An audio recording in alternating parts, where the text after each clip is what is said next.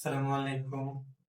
Biology লার্নার্সে মনে রাখার কৌশল এবং বিগত বছরের এমসিকিউ সলভ সিরিজের চতুর্থ পাঠে আজকে আমরা হাজির হয়েছি।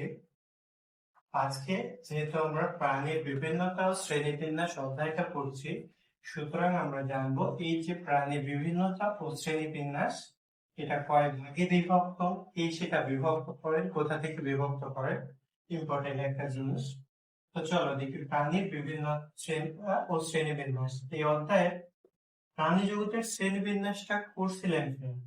প্রাণী জগতের শ্রেণীবিন্যাস করেন বিজ্ঞানী হিকম্যান। বিজ্ঞানী হিকম্যান। এই বিজ্ঞানী হিকম্যান কোথায় এটা উল্লেখ করেন? তার একটি পুস্তক ছিল, পুস্তকের নাম কি ছিল? Integrated principal of zoology. Integrated principal of zoology. অনেক ক্ষেত্রে ভর্তি পরীক্ষায় বা আমাদের একাডেমিক যে পরীক্ষাগুলো থাকে সেখানে এই প্রশ্নগুলো আসে। প্রাণীর শ্রেণীবিন্যাসের বিজ্ঞানীর নাম কি, তারপর যে বিজ্ঞানীটা হিকম্যান তার পুস্তকের নাম কি ছিল, এই প্রশ্নগুলো আসে। তাই আমাদের এই প্রশ্নগুলো ভালোভাবে আয়ত্ত করা হয়। তাহলে দেখো, হিকম্যান তার পুস্তক ইন্টিগ্রেটেড প্রিন্সিপালস অফ জুওলজি, এই পুস্তকে কি করেন? এই যে শ্রেণীবিন্যাসটাকে দুইটা ভাগে ভাগ করেন। দুইটা ভাগে ভাগ করেন। প্রথমটা কি ছিল? প্রধান পর্ব, আর দ্বিতীয়টা ছিল গৌণ পর্ব। প্রধানকে আমি মেজর ও বলতে পারি, আর গৌণগুলাকে আমরা মাইনরও বলতে পারি। এখন দেখো, প্রধান পর্ব প্রধান পর্ব ছিল 9টা, আর গৌণ পর্ব ছিল 24টা। তাহলে দেখো মোট পর্ব কতগুলো হয়? এই যে 9 আর এই 24টা মিলাই মোট পর্ব হলো 33টা। তাহলে কি হিকম্যান পর্বগুলোকে দুই ভাগে ভাগ করে, একটা প্রধান পর্ব, একটা গৌণ পর্ব। প্রধান পর্ব 9টা এবং গৌণ পর্ব 24টা। তাহলে মোট পর্ব 24 যোগ 9 33টা। এখন দেখো প্রধান পর্বগুলো মূলত যেখানে প্রজাতি 5000 বা তার বেশি, 5000 বা তারও বেশি হবে যেখানে, সেগুলো হলো প্রধান পর্ব।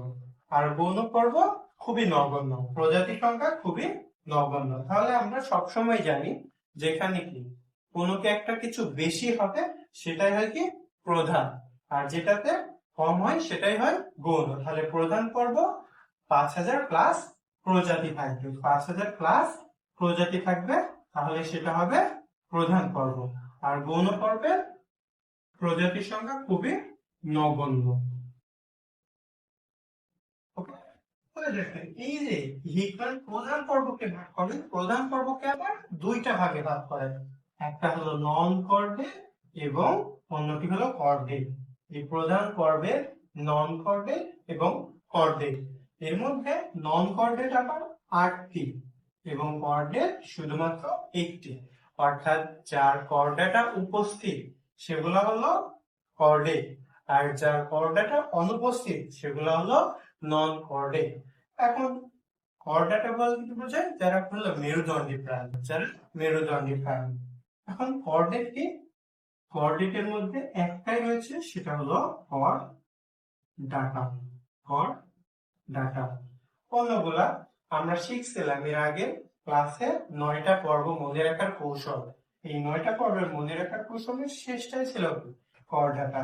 এই কর ডাটা হলো কর্ডেট আর নন কর্ডেট, বাকি যে 8টা আছে যেমন পরিফেরা, নিডারিয়া, প্লাটিহেলমিনথেস,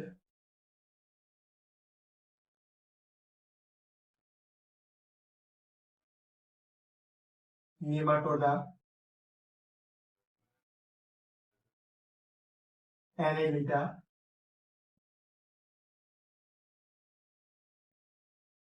আর্থ্রোপোডা,